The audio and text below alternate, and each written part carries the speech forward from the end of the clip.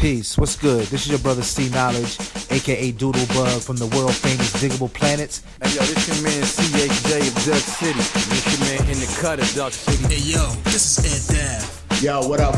It's your boy Hells, yeah. Rockin' Yellow in the building, and we turned up. Yeah, it's your boy Neff Dallas, and I'm rocking with the Mixtape Show. To the Mixtape Show. Mixtape Show. Mixtape Show. The Mixtape Show. The Mixtape Show. My main man, DJ Kawan. DJ Kawan. DJ Kawan. With DJ Kawan, blessing them like the Holy Quran. Fire Rock Zone, Kawan J. Let's go!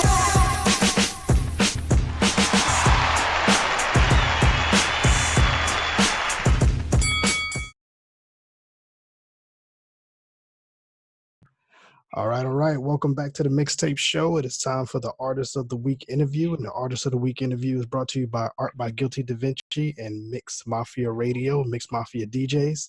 And this week, man, we got a special guest. We got was on the front line of the independent scene as far as hip hop, man.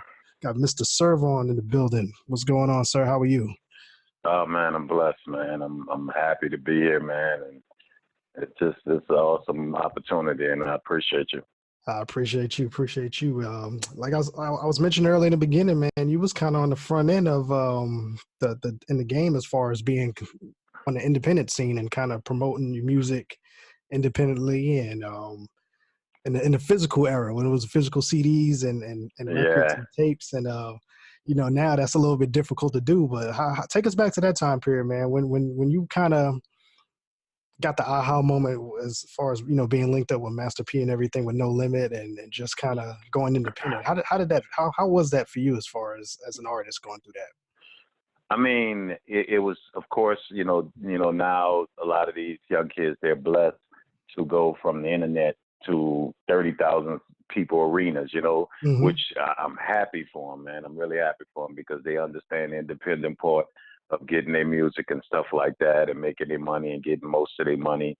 For me, it was an experience of, KLC and I and Craig B, who, basically I started with, but mostly KLC. We had that dream. We had, he had the major artists in New Orleans from 3-9 Posse to Mystical. Everybody was around him, the Miz, the Juveniles, the Fiends, every Soldier Slim especially. You know what I mean? And, so we dreamed of having that. We saw Wu-Tang while me living on the East Coast in the military and school and stuff. I remember I came home and I was like, we was talking and I saw the artists he had when he decided he wanted to work with me. He taught me from ground up of how to be an artist and how to do songs and bars and everything. I just was a guy that just freestyled and went at it because I was on the East Coast so much. And long story short, we saw Wu-Tang and we sat down one day and it was so funny. He had the same idea, which was think about Wu-Tang, what Wu-Tang were really as big as and legendary they are. Think about if you put a Wu-Tang album out and then you put a Meth album out, then 3 months later you put a Ghostface, then a Raekwon, and then you go right back to the Wu album. Yeah. You would cover the board. And when we got, that's what we wanted to do. We didn't have the money. And when we got with P, he had the deal. And we got in there and we sacrificed, from the Bout It instrumental. That song was a song of mine. We knew that sound KL had was special and we wanted to get it out there. And so our thing was to bring that. And, if you notice the artists that we end up bringing to No Limit, which would KL, which would be Mac and Mystical. And then, you look at the Fiends and stuff like that. And it was more or less getting with P and he had a deal and he had what he had at the time. And we knew what sound, we knew what it would do and what program. And he was already thinking that way. Once he built and the roster got thick, it was to, No Limit Soldiers album or Down South Hustlers, then a bunch of albums coming all the way through that year, then come back and do it again. And, so it was marketing, something I majored in school where we looked at of covering the market, and P already had that idea, of Diddy them doing what they was doing. Jay had left Party and got over there. So his thing was, I'm going to suffocate them. And we had the artists to do it. You put a P and a Puffy album out the same week, they're going to fight and with those numbers. And then you put a C Murder the next week. Now it's 2 against 1, and so, so watching that and learning from him, because he never said no to my questions. He used to like get aggravated. I asked him, why you do this, do that. And he's like, okay, you want to learn? You're not going to just be all this. Get on these planes. And I learned from ground up and watched it. And it was something to see, because I understood corporate America. And I'm watching this dude practicing Harvard practices with his marketing, with his hustle, even though he was taking half of the street mentality of, say, the drug game, of how, selling drugs and things, nothing to be proud of, but I'm saying, taking that formula of having a product and having the best product, but giving it to you for less, which keeping everybody on that corner. And in the music, it was more paying attention to us. And we didn't worry about being the big guys and being on radio and spending so much on major videos. He was the guy that, he taught me how to look for that small guy, go to a film school, get a guy that needs some internship and let him shoot your videos and put some money in his pocket, but get 10 videos shot for literally nothing, and that kid also would have intern grades and things like that. So it was a lot of things, man, from ground up, watching it in the struggle that young artists don't have to go through, of doing a show in, say, another city, and they only know one song of yours. But you got to be up there 45 minutes, and you got to walk through the crowd. You got to walk out the crowd to get back to your car and to get home.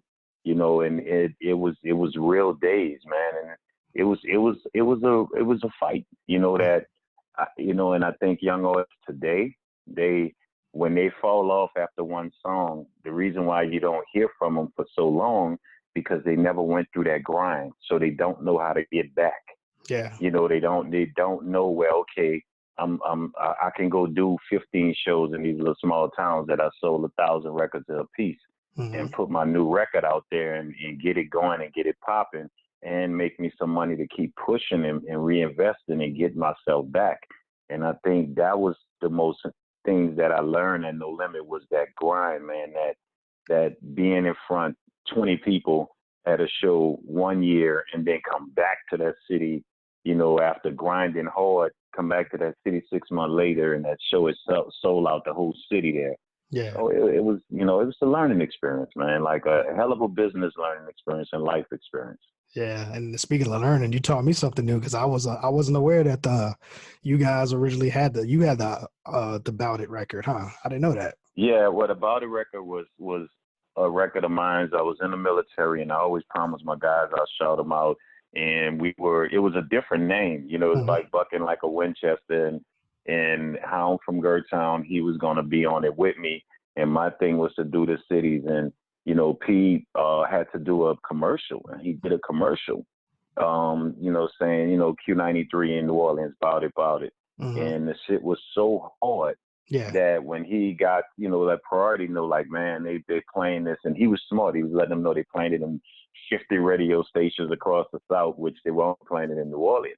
But it was picking up in Mississippi, just the sound of it. And, and it was like, yo, go do it, man. Run with it. We have no arguments, man. That's the sound that we knew we had secretly that we wanted to do, that we, KL studied, and he had that sound.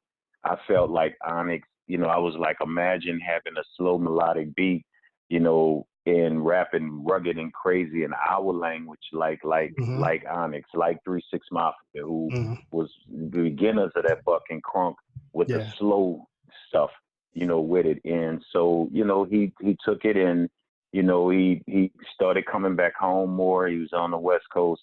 And once he came and he picked back up his lingo, and when he put it in about it in the cities and everything like that, we sat back and we smiled, because we knew, like, if they get the hold of this sound out here, it's crazy.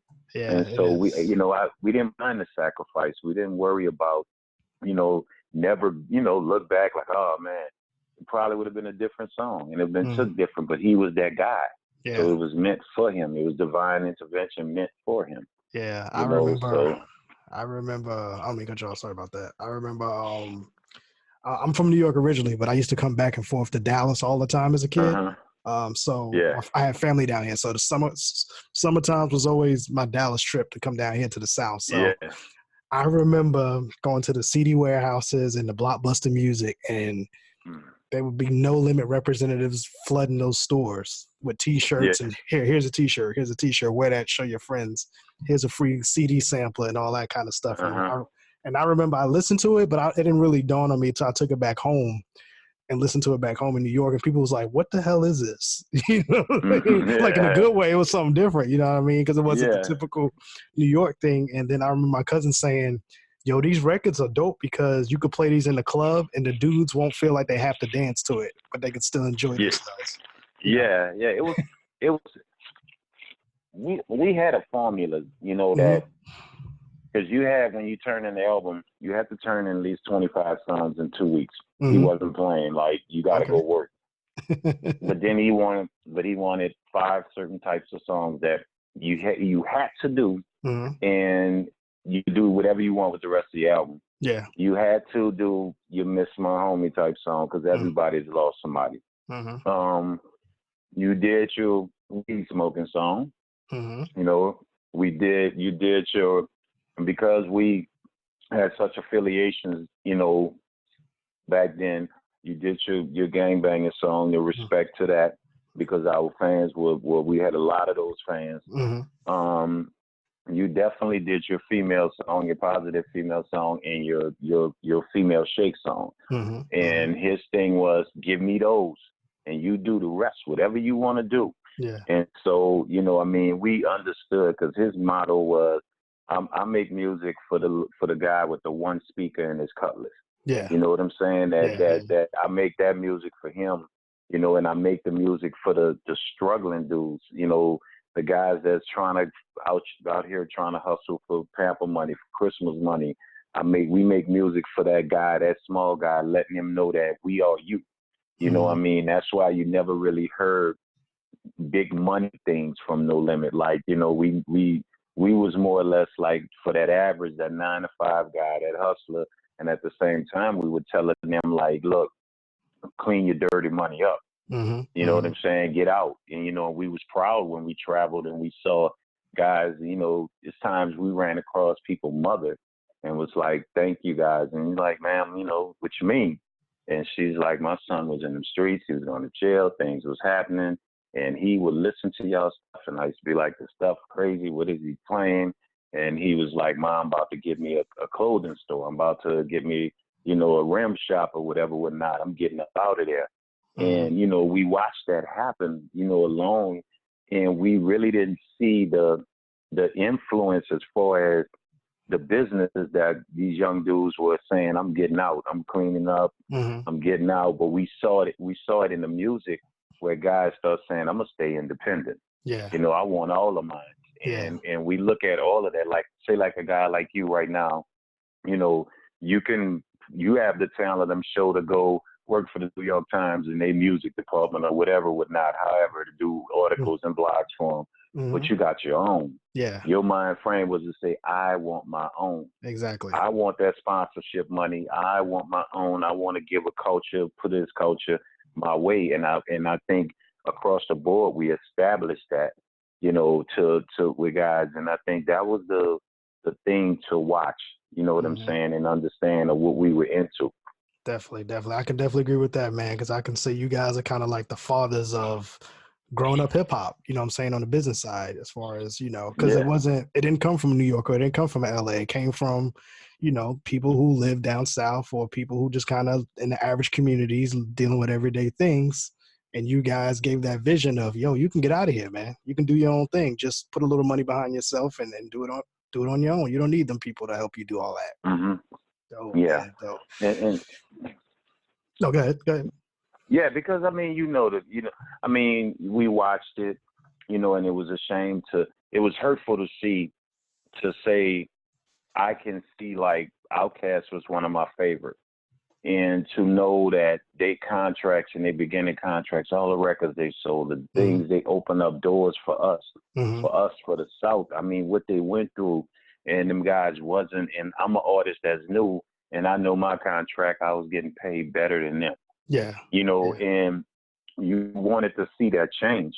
You know, you look at LL, somebody I looked up to getting maybe 10, 15 cents off an album, and one of the greatest to ever do it. You know what I mean? And Run DMC's, a lot of people, you know, and I mean, it was hard to see that, but it was also a learning experience. And P pushed and pressed on to that, you know, and that's why I love today.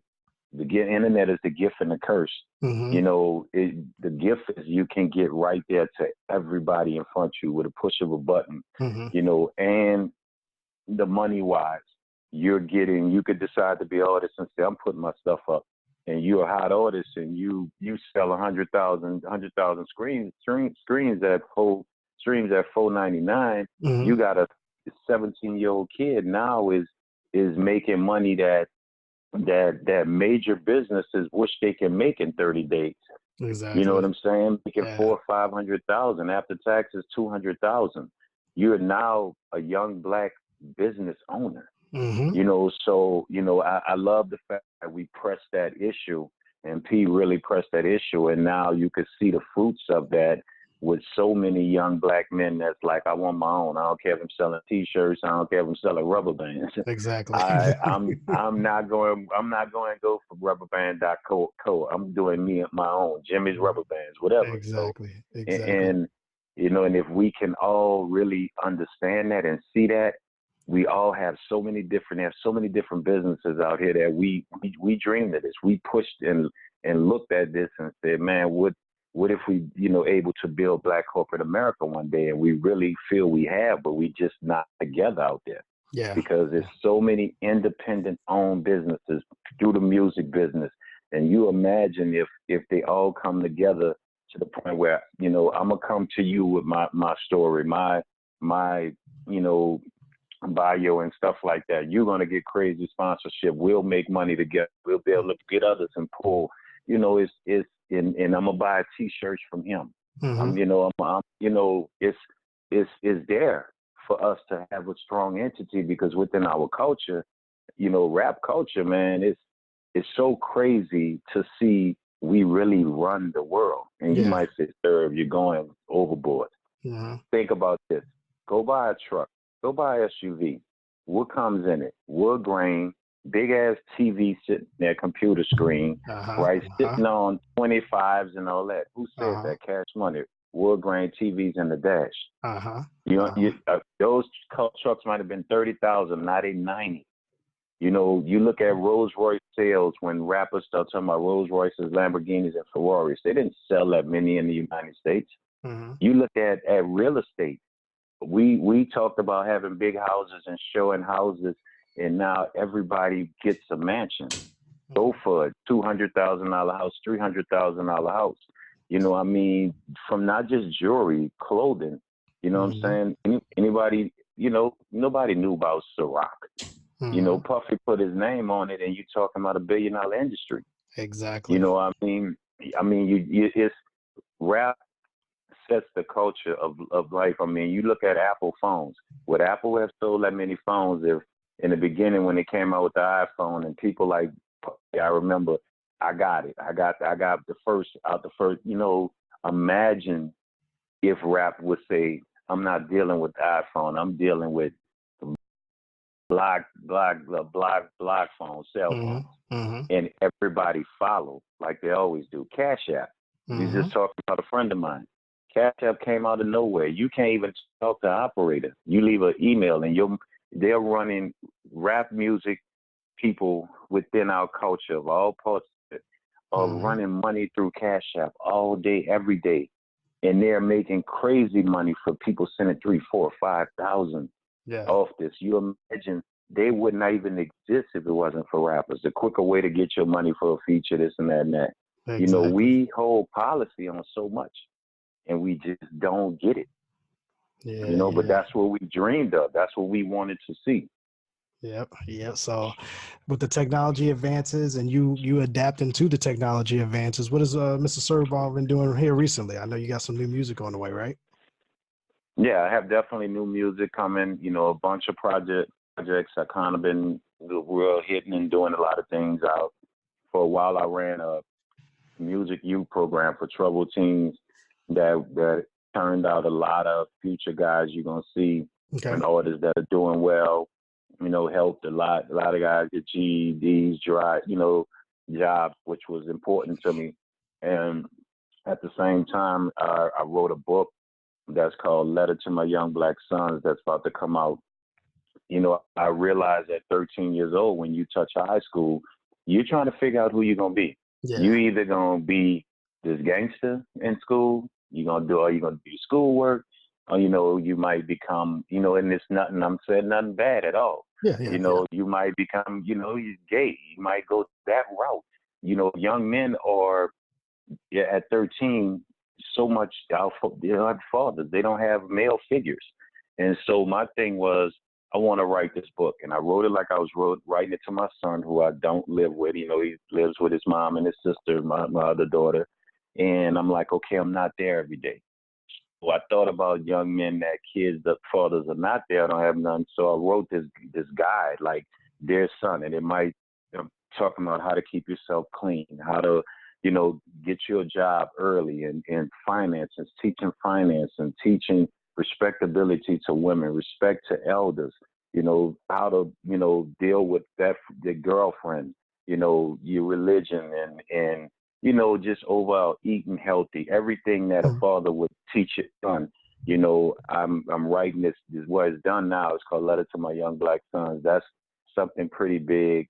I have a song also that I'm about to push out to the HBCUs, because my thing is I want more our finest and greatest within our community to go to HBCUs. Yeah. And so I think with the right song, which brings in the right video, I want them to see that culture, to understand that some of the greatest, within our communities, in corporate America, political aspects and realms and circles, they came from HBCUs. Yeah. And I want the kids in the community to say, wow, look at this video, this song, man, look how these bands and everything, and I want to go there. Yeah. So that's something big on my agenda, that I'll be doing, and bios and music, movies coming up that I'm dealing with, some a few shows that I might be dealing with BET real soon. Okay. And that's getting into it. I mean, but still the music is there, because I got some things that I still need to say. Yeah, that's dope, man. That's dope. I always say it's easy to give a message to somebody when it's all real, when you're not trying to make up something, right? When you got real life stuff to share. Yeah, So, I mean, because we part of the problem. Gangster rap. We so many fatherless kids out there, and we became their role models. Whenever rappers say, "Man, I ain't a role model," your parents should be one. Nah, dude. This culture, our kids are caught up in it, and they're paying attention to you. I understand that so well. I could tell a child, respect your parents, apologize to your mom, and they'll do it because of who I am. Yeah. So it's my responsibility, and we gave those stories, and a lot of them followed. That's why I don't get mad at the younger artists, how they are. I'm like, that's our kids. That's our little misfits kids, the ones that act up. Yeah. You know what I mean? Because they followed every word we said. And so you got to be a part of the solution also. Yeah. And so I'm just, We gotta go back to that old school way, when the whole neighborhood polices the kids, right? Yeah, raise the village. Take the village to raise a child. Sometimes Miss Johnson got to give you a whooping when Mama ain't around. Oh yeah, man. I mean, man, my mom is 87. I'm blessed to still have her. She deals with dementia, but like a few that's still in the neighborhood that's my mom age a little younger. When I go around there, oh man, I still my mind tells me, go, if it's garbage can now, you better go grab that lady garbage, because my mama will wear me out. And I'm sitting, and I'm 6'3", 250, and I still have a fear of my mother. If she said, "Man, oh no, I ain't coming. I'm a stay," but we have to, because I look at every rapper, man, they scream, "I'm from here, I'm from here." You scream your neighborhood. Do you love your neighborhood? You spending 50 grand. I can't tell you what doing you with your money, but you spending 50 grand on a chain. Okay, they got single mothers that 50 grand with kids that not doing too well. That you could take five of those and pay for them to go pay their bills, and pay for them to go to some type of school to get some type of certification, and help them get a better job and give their kids a better chance. That's your hood. That's your neighborhood. Mm-hmm. When kids are dying like in Chicago and being murdered and at a high paced rate, if you're a rapper from Chicago, you know what I'm saying? Mm-hmm. I'm sorry. You got to, like Common does. I mean, I respect him. I know maybe it's a few others, but I know for a fact that's your hood. That's Mm-hmm. the hood you proud. You got to solve that. Nobody else gonna solve that. You know, we got to be part of the solution because we part of the problem because they want to be like us. Mm-hmm. They listen to us when they loading that gun up. They listening to our music when they riding to go do something wrong. Mm-hmm. You know, so we got to be part of the solution. Yeah. Definitely, man. This has been a fun chat, man. So 2020, Definitely. on top of the music and the book, anything else you got that you can talk about that you want to get out on the bucket list? Or No limit tour, man. It's gonna be crazy, man, and it's bittersweet because we don't have C and Mac with us and a few of our fallen soldiers that are no longer here. You know, but we'll represent them well out there, and we're coming, and they'll get the real, they'll get to see us, you know, and we happy to do it, and that's gonna be pretty big. That's gonna run all through 2020. Nice. You know, definitely my book, and then I have, a possible series that'll be coming called A Rap Life, on a network. I can't really announce it now, and I think it's gonna be different of its kind. You know what I'm saying, that we're doing, and I'm going to push the agenda with the HBCUs, and definitely my book. I will be coming to cities. My thing is to 100 kids in each city. I want them with my book and to live by those things to get them to college. And if I can just get 100 out of every major impoverished, Black community city, if I could just get 100 to just go through high school, save money, finances, get in college, you know what I'm saying? Because if I could get them to college, their mind gonna change, and they're gonna come out the right way. And so my job, every city, is to at least get 100 kids, to pay attention to this book and to get on point with this book, and to just because one teach one, you know what I'm saying, and hopefully those 100 can teach too. And say, look, man, this is why I'm where I'm at. This is how I'm graduating from college. 10 years from now, I wanted to start in 2020, where I'm looking at, a 13-year-old kid at 8 years from then, you know what I'm saying, which will be 2028. I wish I can have out there almost 15,000 college graduates of young men. You know what I'm saying? That's one of my goals. Nice, I'm saying that, and that's what I want, and coming to a city near you with all men's and young men conferences. You know what I'm saying? That everyone having them every city in the weekends. We're working on that. That's something big. I forgot to mention. Having men, young men, grown men, young men conferences that weekend. Bringing the brightest and the best to talk to these kids and get them on a straight line and get them learning finance, something they don't teach in school. Forget PE. We need finance class taught to these kids so they can understand money now. Exactly. So that's my goals in 2020, man. Definitely, man. Well, definitely, man. I'm gonna be following up on you, man. And whenever you come to Dallas, we'll get in contact, man. I definitely wouldn't mind helping out. No, I'll be there real soon. Okay. I'm coming out there to work with Big Clint to do an EP. Been telling me Dallas got these producers that need to work with me. So I'll be there real soon, and love for you to come through at the sessions, and document it, man, and definitely and whatever.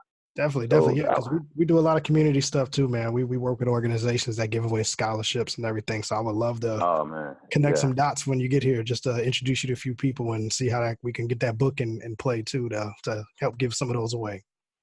Definitely, sir. I appreciate it, man. That's what I want, man. All right. Okay, my brother. What's a good way we can get a hold of you, man? What's the social media? Man. The Real Mr. Serv on, man, is just like it's spelled. The Real Mr. Serv on. You could catch me on Instagram with that and Snapchat, and on Facebook it's Corey Smith, but you'll see Mr. Serv on. And so, that's the best way to catch me, and I run my pages, so you will be talking to me, so definitely, man, that's the way to get at me, man. I don't hide, You know, All right. I deal with my people, man. Nice. So we definitely appreciate your time, Mr. Serv, joining us here on the Mixtape Show, Artist of the Week, man. And like I said, man, when you get close to Dallas, I'll keep in contact with you, man, and we'll definitely connect some dots here and help out with your plans, man, to get the word out as best as we can. All right. Definitely. I appreciate you so much, man. Blessings. God bless, man, and have a great evening. You too. Ladies and gentlemen, Mr. Serv joining us, and we'll be right back after this. Peace. Peace.